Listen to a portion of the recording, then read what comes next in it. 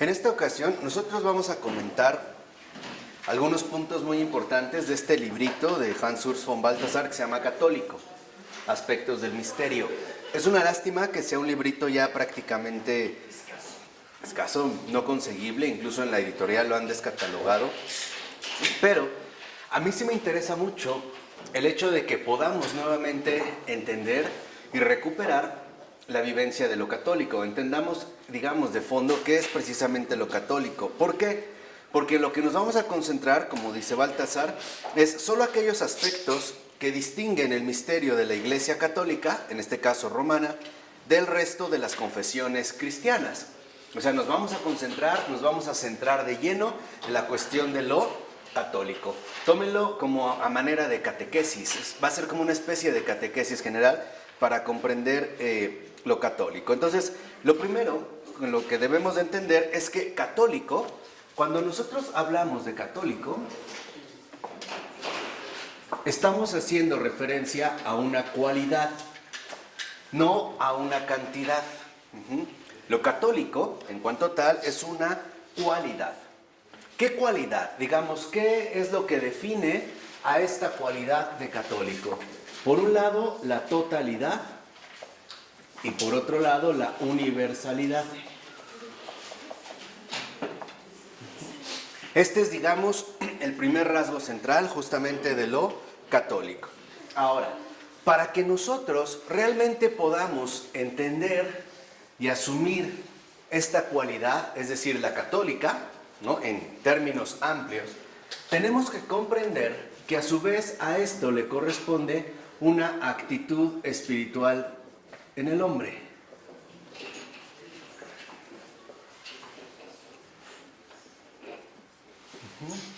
Ya de entrada, esto nos permite observar que lo católico se concentra en una actitud espiritual en el hombre. Y esta actitud es justamente la que hoy en día no tenemos. No crean que uno es católico por el hecho de participar en una celebración litúrgica, o por ir a misa, o incluso por participar así a secas de los sacramentos. Más bien lo católico hace referencia justamente a esta actitud espiritual en el hombre. ¿Y qué es, digamos, esta actitud espiritual? Es revelación y comunicación de la totalidad divina. Y por lo tanto también aceptación por parte de los hombres. Entonces, nosotros tenemos que esta actitud espiritual en el hombre presupone a su vez dos cosas: revelación, lo que nos ha sido dado, y dos, comunicación. O sea, el mensaje que se nos ha transmitido, ¿no? Esta realidad viva. Tanto la revelación como la comunicación requieren la aceptación por parte del hombre. Una aceptación que también ciertamente es, en este sentido, fruto de la gracia. No obstante, esta gracia o esta aceptación, a su vez, involucra que nosotros reconocemos que prevalecen determinadas exigencias. O sea, el católico, en cuanto tal, como cualidad, como actitud espiritual, que está íntimamente vinculada con la revelación y con la comunicación por parte de Dios, involucra que el hombre lleva a cabo un proceso de aceptación. Este proceso de aceptación implica que asumimos las exigencias que conlleva dicha aceptación. Estas exigencias, ante todo, se van, por así decirlo, a resumir en un aspecto central. Las exigencias de aceptación que nos llevan a reconocer que hay algo que definitivamente nos sobrepasa y que por lo tanto lo católico no es algo que esté, digamos, hecho a nuestra propia medida. Algo que nosotros podemos establecer siguiendo nuestros criterios. ¿Por qué? Porque lo católico involucra la totalidad y por lo tanto la universalidad. Entonces, hoy en día tal parece, como menciona Balthasar, que en nuestra cultura, particularmente esta cultura contemporánea, es como alérgica a la aceptación de estas exigencias. ¿Por qué? Porque estas exigencias, a su vez, involucran también dos dinámicas. Una, renuncia. Dos, crecimiento. Y hoy como estamos excesivamente apegados a nosotros mismos, la aceptación de estas exigencias, o sea, la aceptación de la gracia, no nos resulta algo sencillo de asumir. Y por lo tanto, también hoy no tenemos como una tendencia católica hacia dejarnos fecundar, o sea, hacia dirigir nuestra actitud a un crecimiento adecuado, ¿no? Hoy es muy fácil quedarnos como atorados por algún tipo de presupuesto, prejuicio o perspectiva que nosotros asumimos en ese sentido como algo enteramente definitivo. Entonces, también vemos que en este sentido nuestra propia cultura se opone a lo católico porque para nuestra cultura no hay posibilidad de alcanzar ni totalidad ni universalidad.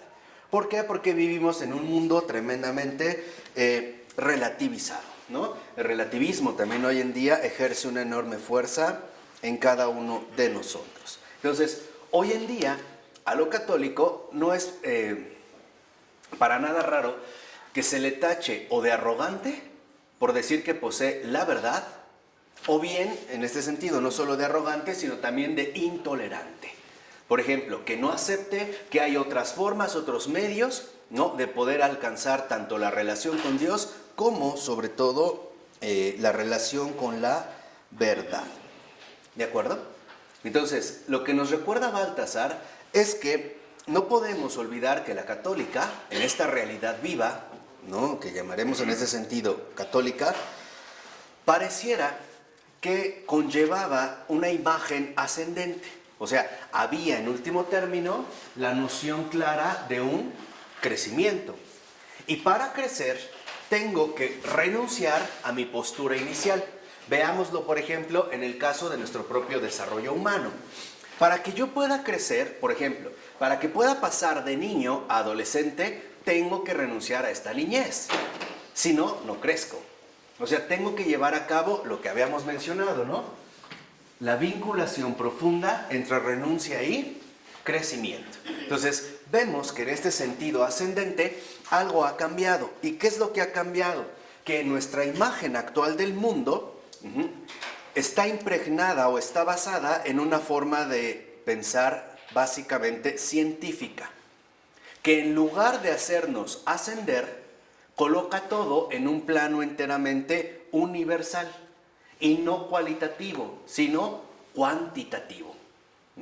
O sea, nosotros hoy en día en nuestra forma de pensar, la cualidad no es relevante. Lo que es relevante para nuestra cultura es la cantidad. Por ejemplo, hoy en día mucha gente se cuestiona la edad que tiene, sin ponerse a valorar la calidad de estos años de vida, ¿no? Que es un poco de los dilemas en los que hoy nos encontramos. Por ejemplo, mucha gente dice, es que hay que dejar que la persona viva lo más posible. Pero otros dicen, sí, pero ¿a costa de qué? O sea, ¿cuál es la calidad de vida que esto implicaría? Entonces, hoy nuestro mundo está sumido en una mera línea horizontal. ¿Qué quiere decir? Que tal parece que todo lo queremos reducir al aquí y a la ahora. Pongamos el caso concreto del católico, que es, les decía, es como a manera de catequesis, ¿no? Porque es muy importante estos puntos. Hoy el católico, por ejemplo, podría tener la tentación de evaluar su vida como católico en base a los resultados obtenidos en este mundo, sin ponerse a pensar que ese no es el criterio de evaluación para comprender lo católico. Puede ser que el católico real viva una vida de fracaso ante el mundo o según los criterios del mundo, y olvidar que cualitativamente su verdadero triunfo no es un triunfo de este mundo. No está, digamos, ¿no?, llamado a triunfar precisamente según este criterio. Entonces, si lo vemos aquí, vemos que en efecto hemos olvidado que nosotros pertenecemos a una totalidad mayor. A una totalidad mayor que aquella que nosotros hemos supuesto a partir, por ejemplo, también de nuestro propio individualismo. Ahora, en este sentido, lo que vemos es que la forma, por ejemplo, que configura la Iglesia permanece como un misterio divino. Y esto es algo fundamental para el católico. Para el católico, en último término, lo que prevalece dentro de estas exigencias es el misterio divino. Este misterio divino nos va a llevar muchas veces a la incomprensión humana. Por ejemplo, al no alcanzar a entender el por qué Dios obró de esta manera y no de otra, o por qué mi vida ha transcurrido de este modo y no de otro, o por qué ha ocurrido esto y no aquello. ¿Me explicó? Mientras que por su parte la mentalidad científica quiere, ¿no?, tener todo siempre bajo control, no tenerlo, digamos, en unas limitaciones plenamente establecidas. La católica entonces involucra que estas exigencias que impone el misterio divino, involucra que a su vez nosotros tenemos que reconocer que necesitamos precisamente una verdadera apertura. Dicho de otra manera, el misterio divino involucra que entonces nosotros poseemos una vida de creyentes, ¿no? Una vida de creyentes. Y no una mera postura artificial. ¿Qué quiere decir? Que el verdadero creyente es aquel que se ha familiarizado con la primacía del misterio divino. Y por lo tanto, su corazón no se inquieta de la manera tradicional en la que otros corazones se pueden inquietar por ciertas circunstancias de la vida. O sea, hemos olvidado en este sentido, como católicos, que lo fundamental es que nosotros vivimos a partir del misterio. O, por ponerlo en un término más claro, el católico vive a partir de lo que no ve. Y lo que ve, sabe que no lo es todo. ¿Sí me explicó? ¿A poco las otras religiones no viven así? No, aquí nos dijimos, vamos a hablar de lo católico que nos distingue de cualquier otras formas, incluso cristianas, ¿no? Protestantes, anglicanas, etc., lo que quieran. Simple y sencillamente en este punto como católico. Ahora, si es esto, entonces quiere decir que nuestra vida de creyentes es una correspondencia. O sea, nosotros como creyentes correspondemos a estas exigencias del misterio. ¿Cuál es la respuesta católica al misterio divino, a las exigencias de la gracia? Pues la fe. De tal manera que entonces la fe, y esto es fundamental en el católico, acuérdense, estamos entendiendo lo que nos hace católicos, diferentes de cualquier otra manifestación cristiana. La fe no es un recurso que utilizamos en ciertas situaciones. Por ejemplo, en las dificultades. No, la fe es una forma de vida.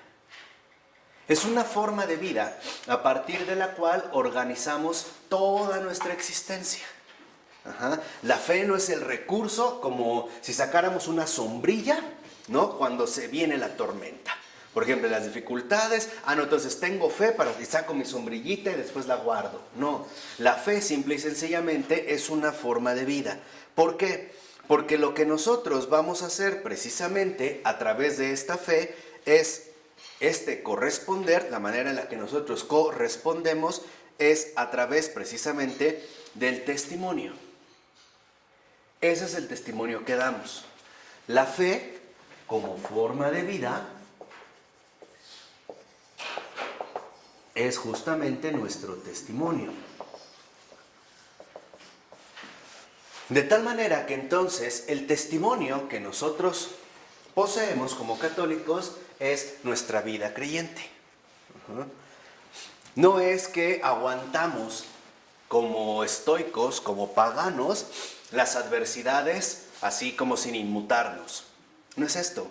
Lo que pasa es que nuestras coordenadas de vida están dadas de un modo completamente distinto.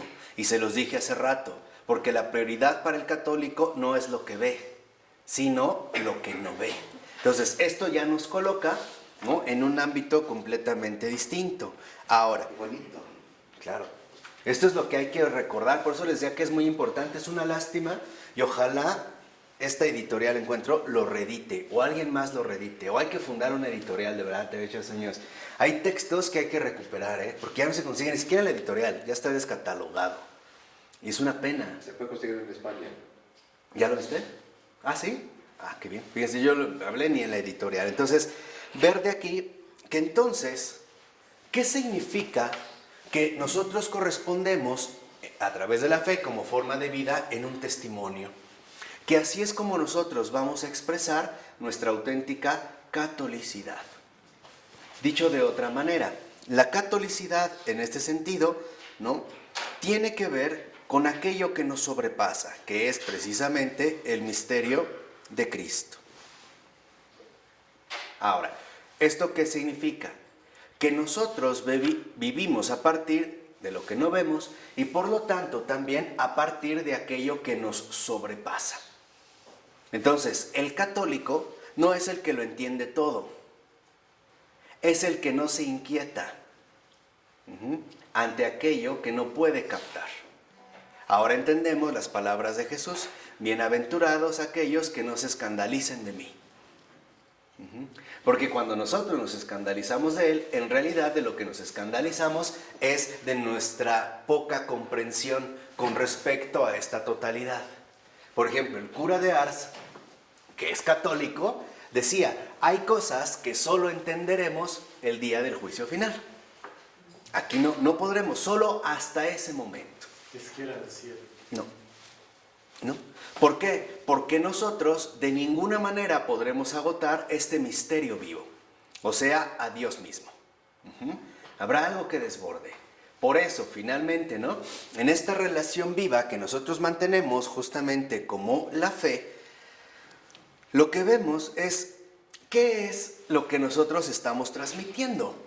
Y este es uno de los aspectos en los que Baltasar insiste. Ok, este testimonio involucra a su vez que nosotros llevamos una transmisión. Somos transmisores, ¿no? Entonces, Baltasar, lo mismo que Ratzinger, que de Lubac, que Guardini, que los grandes reformadores de la teología católica contemporánea, lo mismo que los grandes renovadores del catolicismo actual, han dicho: a ver, el comportamiento fundamental del católico es un comportamiento que no está necesariamente vinculado con los modos en los cuales hoy se pretende ofrecer un determinado modo precisamente de transmisión. Por ejemplo, a través de los medios de comunicación. Hoy en día hay mucha gente que considera que su ministerio es mejor si tiene más publicidad, si llega a más gente. Entonces buscan hacer esto, meterse acá, allá, y dice Baltasar: a ver, pero ¿no será que entonces estamos presentando el mensaje católico de un modo artificial? Es decir, enteramente accesible. ¿No estará ocurriendo que en lugar de hacer misión, estamos promoviendo la propaganda?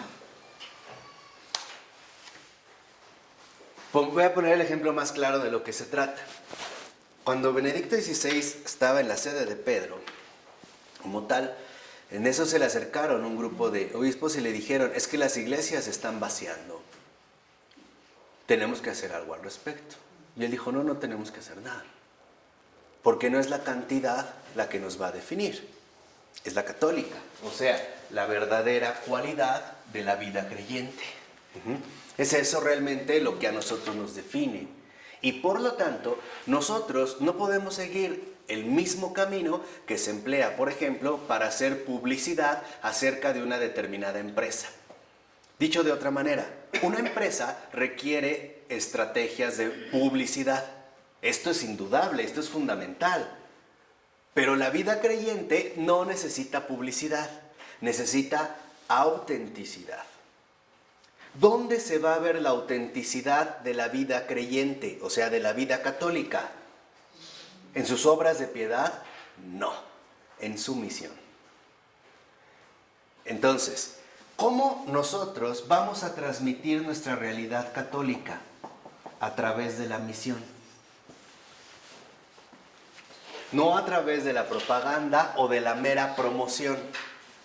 Y este es un aviso importante. Cuando, espero que nadie se sienta ofendido, pero cuando formamos, por ejemplo, parte de la pastoral y hacemos la pesquisa o salimos a pescar, lo que hacemos es invitar, pero no testimoniar. Porque suponemos que necesitamos llenar un determinado grupo, que lo que necesitamos es cantidad, por ejemplo, para que se abra. Cuando en realidad la mejor invitación que podemos hacer para que entren a la iglesia es a través de nuestra misión, de nuestra propia vida. Y eso no es propaganda, eso es testimonio. Entonces, hoy lo que necesitamos no es publicidad, es autenticidad.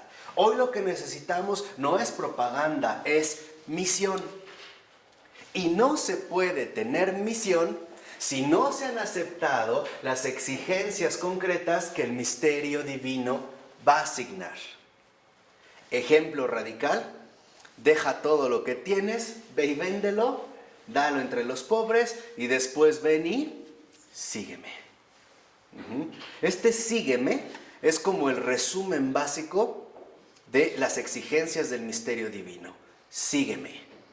Cuando nosotros seguimos, entendemos, obviamente, que vamos por detrás, no por delante.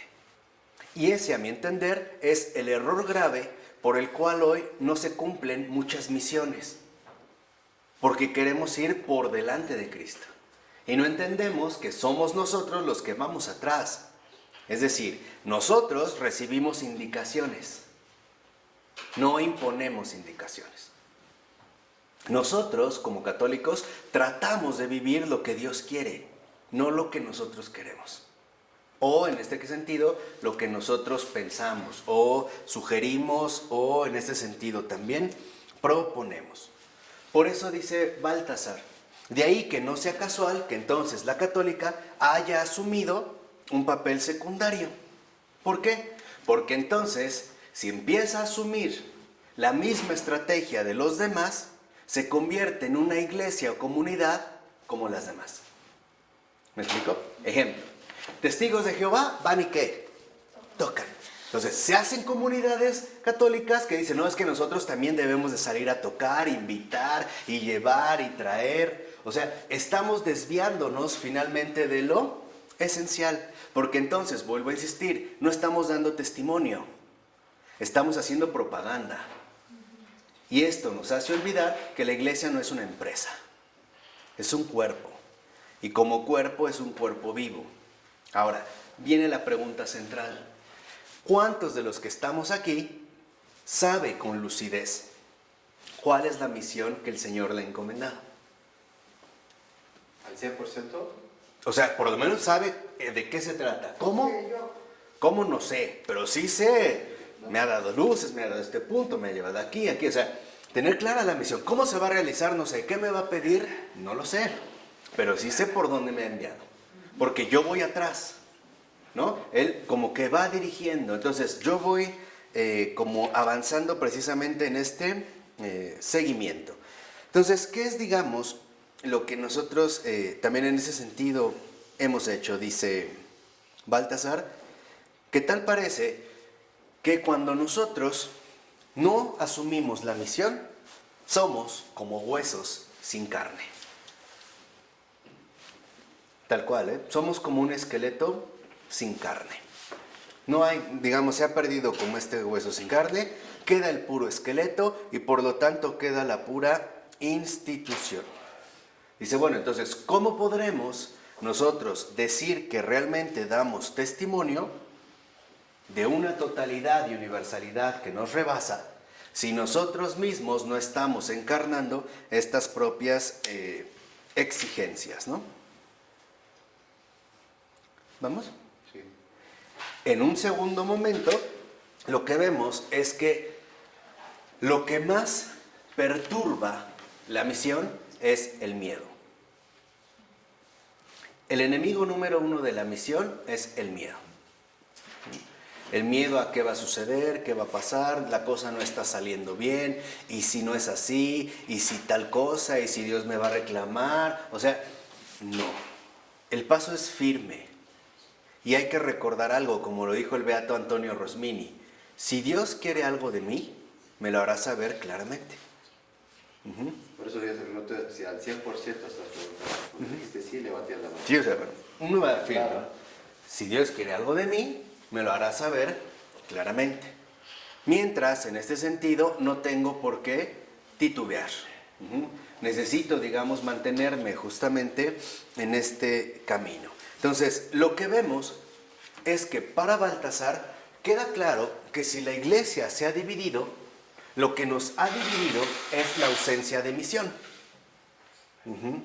El hecho de que a partir de la misión, cada uno quiere hacer las cosas como mejor le parece. Entonces dice, a ver, si este sentido no nos ha desfigurado, ¿cómo ahora podemos suponer que estamos dando testimonio de una totalidad? En una iglesia que parece tan dividida, ¿no? O tan fragmentada. Dice, bueno, lo que tenemos en este sentido que recordar es lo siguiente. ¿Qué es lo opuesto a la misión? ¿Qué es lo que se opone a la misión? La dispersión. Claro, veremos que en efecto el ego juega ahí su parte fundamental, ¿no? Que es como el centro, pero cuando no hay misión, lo que viene es la dispersión. O el aislamiento, o no fue el aislamiento. Sí, o sea, pero quedamos dispersados, claro, como ovejas sin pastor. Sí, no hay claridad. No hay claridad, no hay nada, entonces no sé qué. Orientación. Exacto, o sea, hay una dispersión. Cada quien empieza a jalar por su lado. Entonces, intento aquí, intento allá, hago aquí, busco allá, busco aquí, busco todo, pero en realidad esta dispersión, en efecto, lo que manifiesta es un extravío, ¿no? Otra vez, como oveja sin pastor. Y este extravío, a su vez, nos va a conducir a una profunda esterilidad. No hay nada, o sea, no estoy finalmente anclado a nada. No tengo raíces, no estoy, digamos, injertado en algo vivo. No estoy ahí nada más como errante, ¿no? Como, ¿ah? No hay rumbo. No hay rumbo, como borracho, ¿no? De aquí para allá. Voy botando, veo aquí, luego allá, luego esto. Por eso lo que vemos es que en efecto los que no tienen misión siempre andan a derecha y a izquierda. Cuando el Señor nos dijo vayan al centro, ¿no? Ni a derecha ni a qué, ni a izquierda, centrados. Entonces, la misión es, en este sentido, el testimonio del centro de mi vida. No sé si se entiende. O sea, la misión es el testimonio de mi centro de vida. ¿Cuál es mi centro de vida? Cristo, el seguimiento de Cristo. Y esto es, digamos, lo que se va a ir manifestando como unidad. Cuando uno encuentra su misión, uno se olvida de la dispersión. Uno ya encontró un carril. En este sentido, podemos ver que misión es camino. Uno ya tiene ubicado en este punto el camino.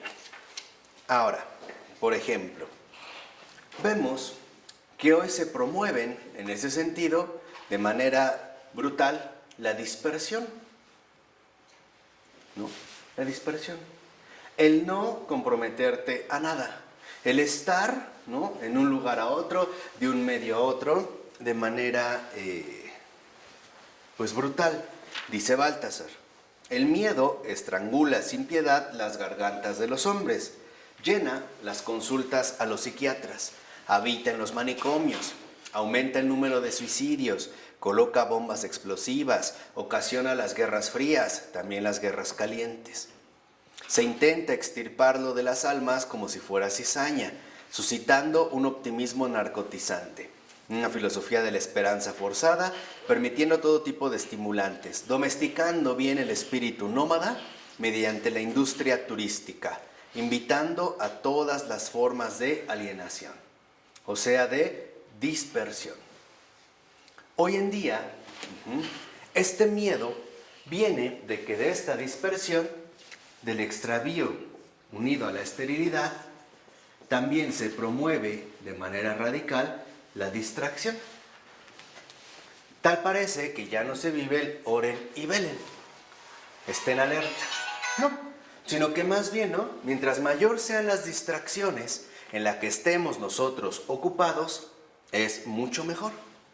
Pensando en todo, menos en lo más importante, menos en lo esencial. San Pablo decía, examínenlo todo y quédense con lo mejor. Hoy en día es examínenlo todo y nunca se queden con nada, ¿no? Ve aquí, ve allá, hace esto, el otro, ven, ¿verdad? Se examina, no se examina. Sí, o sea, nada más como, a ver, olfatéalo, esquéalo, pero sigue, ¿no? O sea, en esta distracción. Aquí es donde tenemos ya un aspecto central del católico. El católico, en cuanto tal, significa que gracias a la fe no está errante en la distracción. La fe es la que nos permite no caer en la distracción, mantenerme centrado en aquello que me orienta, en aquello que no veo. Puedo tener un signo, pero no una claridad absoluta a lo que se da. Es como en los Reyes Magos. Cuando los Reyes Magos van a buscar a Jesús, a este Dios hombre recién nacido, no lo ven directamente, pero tienen una estrella. Y esta estrella es como lo que les va indicando hacia dónde tienen que dirigirse. Entonces, si la cuestión aquí es precisamente, ¿no?, esta distracción, otros, dice Baltasar, predican desde fuera que uno debería sentirse consolado y confiar en Jesús, pero el consuelo no llega. Que es lo que muchas veces les dije, ¿no? Predicamos que sí, confía en Jesús y en Dios y es bueno, el consuelo, pero el consuelo simple y sencillamente ¿qué? No llega. No llega. Y se aventarán un montón de discursos, sermones y pláticas y se recomendarán libros y textos y películas, pero otra vez, no es más que propaganda. Porque no hay visión. Claro. ¿Y por qué? Porque no hay misión. Entonces, aquí lo fundamental es que entendamos que nuestra misión, diga, a ver, ya comprendí, creo que esto nos va a ayudar a aclarar las cosas. La misión no es hacer algo, esa no es misión. La misión es dejar que Dios haga todo en mí, esa es la misión. Escuchar el llamado y seguir. Claro, por eso les decía es sígueme, no es hago esto, es el Señor ha hecho esto en mí, esa es la misión.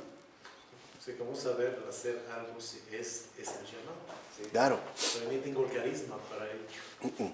Entonces, por eso es escuchar, ¿no? Escuchar la voz, esta voz que se dirige. O sea, la misión, digamos, por eso hablábamos aquí de que vivimos de lo que no vemos. O sea, la misión no es hacer algo. La misión es que yo me he puesto literalmente ahora en una vida de creyente donde la prioridad es el testimonio de lo que Dios ha hecho en mi vida. Esta es la raíz, o sea, comenzando desde lo más profundo, vamos, desde lo más fundamental. Esto va a traer transformaciones extraordinarias. Por ejemplo, el católico no elimina el miedo, lo transforma, que es diferente. Ese es, digamos, ¿no?, aquellos aspectos de lo católico que son enteramente manifestaciones de esta cualidad. ¿Por qué? Porque, por ejemplo, Jesús también sintió miedo en cuanto tal, pero no es un miedo paralizante, es un miedo que se ofrece a Dios como en un abandono. Esta es la diferencia. No es que el católico ya no tiene miedo, no. Lo que entiende es que este miedo es una oportunidad de ofrecimiento. ¿Qué es lo que busco a través del miedo? Por ejemplo, abandonarme en Dios, justamente para mantener la vida ¿de qué? De fe. Ese sería como un detalle central que necesitamos, por ejemplo, asumir. ¿Por qué? Porque, por ejemplo, en las predicaciones que da Jesús, ¿no?, a nosotros se anuncian hechos terribles. Por ejemplo, ante los que no podemos sino asustarse, ¿no? Yo los envío como ovejas entre lobos. Entonces da miedo. O sea, si por ejemplo una persona te dice, ¿sabes qué? Te voy a enviar de viaje a tal lugar, pero ahí hay lepra y hay puros caníbales, no vas a ir feliz. O sea, no vas a ver qué bloqueador me compro, o a ver si esta playera me queda. Hay miedo. La diferencia es que también Jesús da los ánimos para superar este miedo. Ese es el don de Dios. ¿Cuál es la misión? Aceptar el don de Dios en un punto central. Porque si no, creemos que la misión es hacer. Entonces, como lo confundimos con el hacer y no con el ser, o sea, la misión Nuestro camino es un camino de ser. ¿Qué vamos a hacer? Pues, cristianos, ¿no? Si no sería activismo más. Exactamente. Por eso yo les decía que uno de los enemigos fundamentales dentro de la iglesia es el activismo. ¿Ah? Sí, o sea, la suposición que mientras más actividades se realicen, entonces esto está creciendo. No es cierto, no es verdad. Eso nada más es como una cuestión de distracción, por no fijarnos finalmente en lo que es central. La gran diferencia entre un auténtico católico y cualquier otro es que el católico no hace cosas buenas. Es el que ha dejado que Dios haga cosas en él, en lo más íntimo de él, que después se podrán o no ver reflejadas justamente en lo exterior. Es dejar que Dios sea en mí, que realmente me posea, o sea, me voy a transformar en ese sentido en una posesión suya. Entonces, si Jesús también nos da estos ánimos, por ejemplo, al decirnos, no se turbe vuestro corazón, creéis en Dios, también creed en mí, como lo dice en el Evangelio según San Juan, ¿no? Capítulo 14, versículo 1. Dice, estaréis tristes, pero vuestra tristeza se convertirá en gozo. ¿Me explico? Entonces, aquí ya tenemos, vuelvo a insistir, un aspecto que definimos. Por lo regular, cuando una persona no lleva una vida de fe, se queda como estancada en los momentos concretos que vive. Ejemplo, es muy común, y eso es la distracción a la que todos nosotros estamos expuestos, a que si una persona está triste, considere que ya va a estar triste siempre, ¿no? Y por lo regular, ¿hacia dónde remonta su memoria, su pensamiento, etcétera? Hacia atrás, ¿no? Va al pasado. En cambio, el católico no se dirige al pasado, se dirige al futuro, porque eso es lo que él no ve. O sea, él puede ver a lo mejor causas de su malestar presente en el pasado. Claro, es que me acuerdo de esto, sí, pero a lo que él dirige, como católico, su corazón, es a lo que no ve, como vida de creyente a un futuro que Dios le ha prometido, como Abraham. Por ejemplo, la descendencia que le promete es tan numerosa que la vida de Abraham no bastaría para verla realizada. Pensémoslo desde ahí, o sea, es algo que él no puede alcanzar a visualizar. Y por lo tanto, esto involucra que la misión de ser cristiano se transforma entonces en abandono y entrega. Esa es la misión. Ahí empieza la misión. No es en lo que nosotros vamos a visualizar, es en aquello que nosotros ya no alcanzamos a ver, pero sabemos que está en las manos del Señor, ¿no? Entonces, no es un optimismo ingenuo o una falsa aquí sí escapatoria de lo real, no. Es que simple y sencillamente nos mantenemos centrados en el núcleo profundo de nuestra vida, que es precisamente la vida de fe. Entonces, lo que vemos en este sentido es que al mismo tiempo, cuando ocurre, por ejemplo, un determinado sufrimiento, el católico sabe que ese sufrimiento tiene, por así decirlo, un final distinto. Purificador. Claro. En pocas palabras, que para mi entender, ese es el mensaje central de Medjugorje. Y eso es lo que a veces no se entiende. El mensaje central de Medjugorje es muy sencillo. Al final, todo saldrá bien. Eso es Medjugorje, ¿eh? Y dicho para aclararlo, el centro vivo de Medjugorje es, al final, todo saldrá bien. Nosotros, por lo regular, no alcanzamos esta serenidad o esta paz porque nos quedamos atrapados con gran facilidad dentro de los límites de la distracción. Es como una casa, por ejemplo, que empiezan a remodelar. Está horrible, ¿sí o no? Sí, la verdad es que está horrible, pero el hecho es que olvidamos que al final, ¿cómo queda? ¿Cómo queda? Bien, extraordinaria. Entonces, esto es que nuestra fe, como vida de creyentes, estamos correspondiendo continua y permanentemente a las exigencias profundas del misterio divino. Este es uno de los aspectos centrales, precisamente, del católico. Entonces, lo que vemos, por ejemplo, es que la cuestión del miedo es normal. Sentir miedo es normal, pero que por miedo caigamos en la distracción, eso no es católico. Eso es católico. Ese es el punto central. Eso no es católico. Sentir miedo, pues claro. Por ello, ¿no? Descentrarse, distraerse, salir de la misión, del abandono y de la entrega, desviarme del camino, eso no es lo católico. Eso precisamente ya es lo que no nos haría católicos. Por ello es que tampoco nosotros podemos hacer una gala desmedida del temor, como hoy también parece ser una tendencia bastante marcada en estos tiempos. Hay muchos que incluso dentro de la iglesia proclaman con una especie de bocina un miedo enorme que nos debe de hacer temblar. ¿Sí? Promoviendo, por ejemplo, mensajes de que el fin del mundo, que esto, que lo otro, que aquello, y generando miedo. No. ¿Por qué? No, sí, sí los hay. ¿Sí? Sí. Y mucho, ¿ah? Y mucho. Todo en línea. Sí.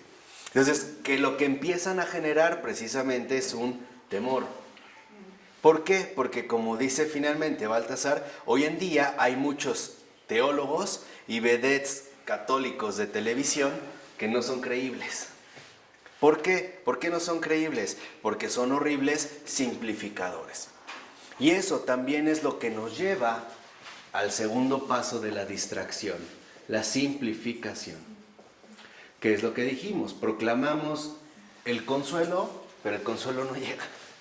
La paz, pero la paz no llega.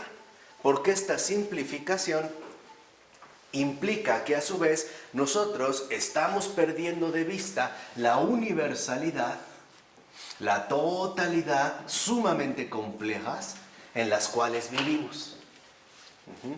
Por eso es que les dije, nosotros lo que promovemos es restar a la altura de los tiempos como católicos. Hoy en día nos encantan las simplificaciones.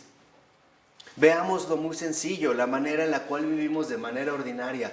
Antes la comunicación personal era a través de cartas, ¿o no? Hoy a veces son mensajes y mal escritos. Mientras mayor sea la simplificación, ¿qué? Mejor. Qué fácil es decir a una persona, Dios te ama. ¿Y si fue violada? ¿Y si fue abusada, golpeada o qué sé yo? Así nada más, con esa simplificación vamos a llegar. ¿Dónde está la universalidad a la que estamos llamados a incorporarnos? ¿Dónde está esta totalidad que nos invita precisamente a ver las cosas, ¿no?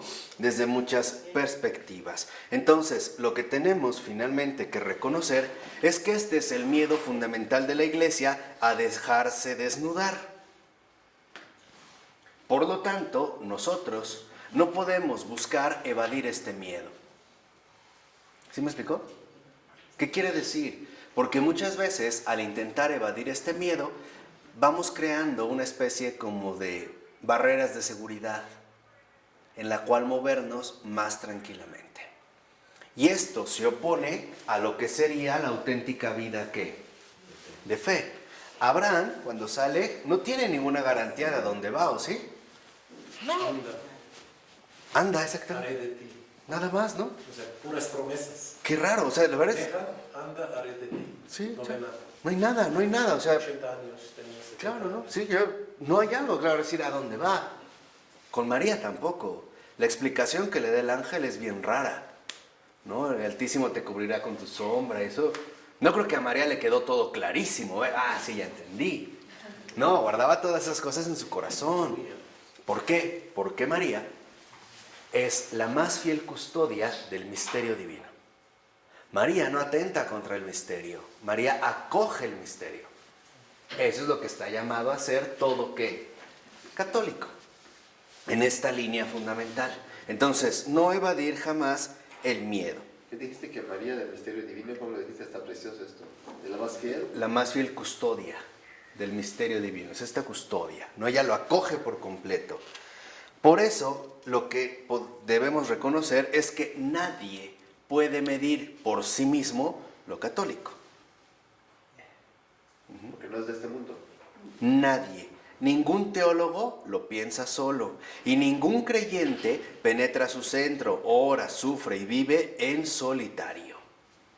¿Qué quiere decir? Que aquí vemos otro aspecto central del católico. El católico destierra por completo de su ser la soledad, porque el católico es comunión. Mientras hay quienes consideran que pueden vivir una vida religiosa en solitario, en realidad lo que ha hecho el católico es justo lo contrario. Ha decidido renunciar a su soledad para entrar en esta comunión, en esta comunidad, en esta comunión amplia, ¿no? Entonces, esto nos lleva a reconocer que, por ejemplo, si un cristiano ha experimentado realmente esto de manera vital, sabe entonces que debe vincularse a la iglesia, que debe planificar junto a ella sus articulaciones espirituales. Sabe que en realidad pertenece a algo que le precede y que también en este sentido le desborda, que le muestra este camino al cual se incorpora. Entonces podríamos decir, el católico, a diferencia de cualquier otro creyente, sabe que ha sido incorporado a una realidad mayor, ¿no? A una realidad más grande. Entonces, lo que vemos es que se establecen, ahora sí, lazos comunitarios. Estamos llamados como católicos a ser creadores de comunidad. Entonces, lo que vemos aquí es que esta simplificación, esta distracción, nos puede llevar, dijimos, a la soledad y al quedar atrapados en el miedo. Mientras que lo católico, justamente lo que nos permite es ser rescatados de estos dos aspectos. Del miedo a través de el abandono y la entrega en esta vida creyente. Y la soledad a través de la comunión que precisamente se me ofrece, ¿no? Que aquí en este sentido también se me da. Entonces, si es así, lo que vemos es que nosotros entonces hemos confundido un aspecto central. El católico no es una sobrecarga de exigencias sin programas y programas. Al contrario, el católico lo que hace es liberarse de las cargas innecesarias, de todo aquello que le sobrecarga y le impide alcanzar esta libertad que el Señor quiere que asuma. Mientras, por ejemplo, algunos pueden considerar que el ser religioso involucra llevar así como una disciplina extrema, como podríamos ver en algunos hindúes, por ejemplo, ¿no?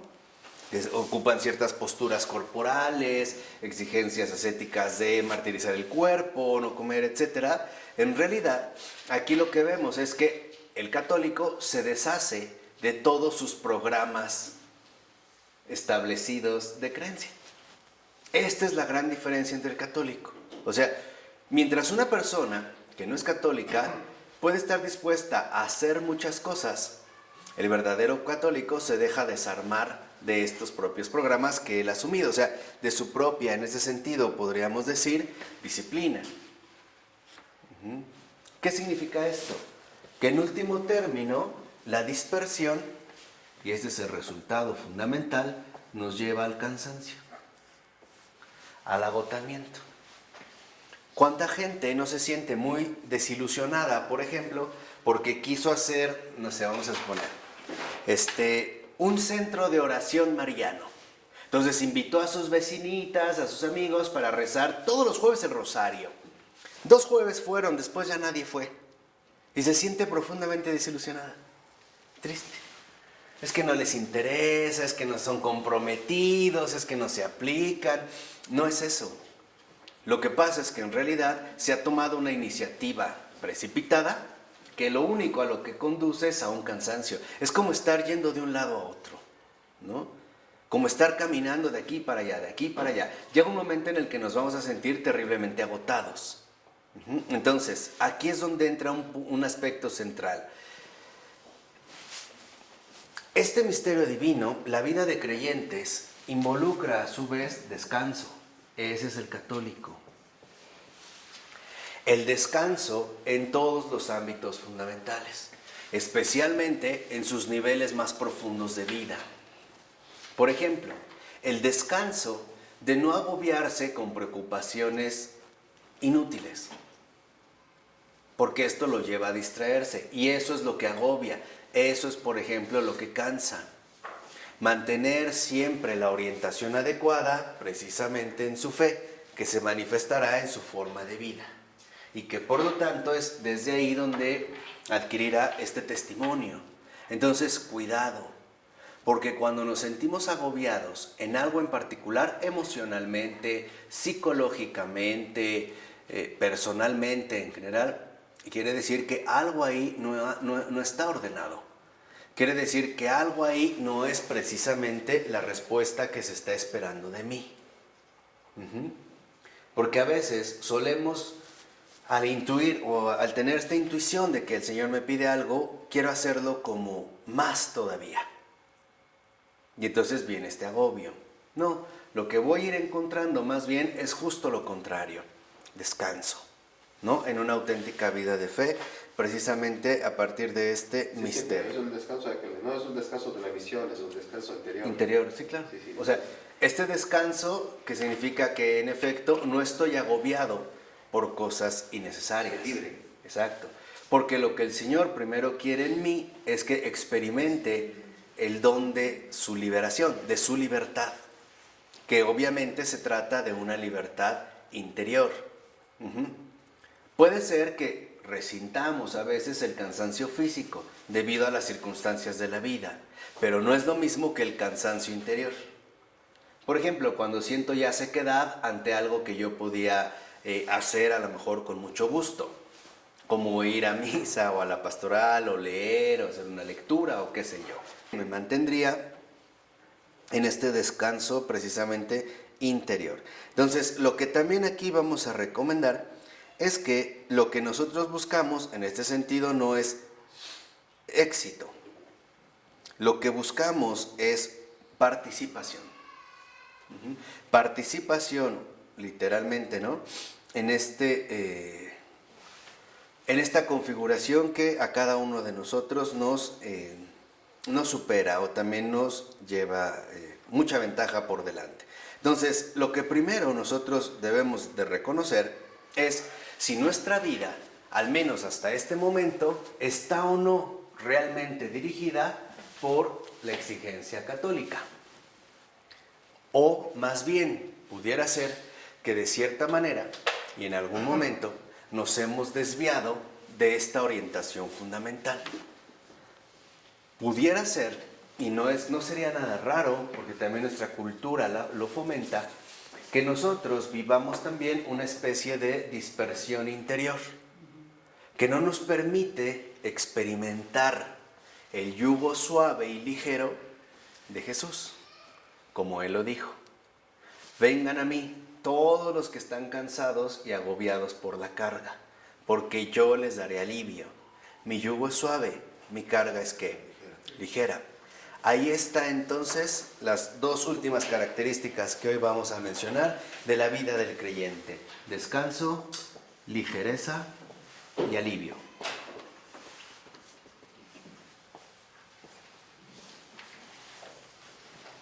¿Y paz? No, claro, vendrá después, pero aquí en estos primeros puntos, ¿no? Viene la ligereza, el descanso, el alivio. Y por lo tanto, entonces, el católico es aquel que en pocas palabras no sucumbe por el agobio que lleva la distracción. Los agobios, en ese sentido, el sentirse agobiado de una o de otra manera, por las razones que sean, ante las circunstancias que sean, es aquello que nos quiere sacar de la rectitud de la fe. Por eso la fe es recta, o sea, la fe es ortodoxa. La ortodoxia significa rectitud. ¿Qué significa? Que si mi fe es recta, está bien orientada, está bien dirigida hacia la misión de abandono y de entrega, y no se deja sangolotear tan fácilmente por una dispersión que me lleva a perder de vista lo central, como Pedro. Acuérdense, Pedro, en cuanto pierde de vista a Jesús, se hunde. Eso es muy común en nosotros. Ese es, digamos, ¿no?, de cierta manera hasta usual. Pero bueno, vamos a dejar de aquí para continuar la siguiente, si les parece. En nombre del Padre, del Hijo y del Espíritu Santo.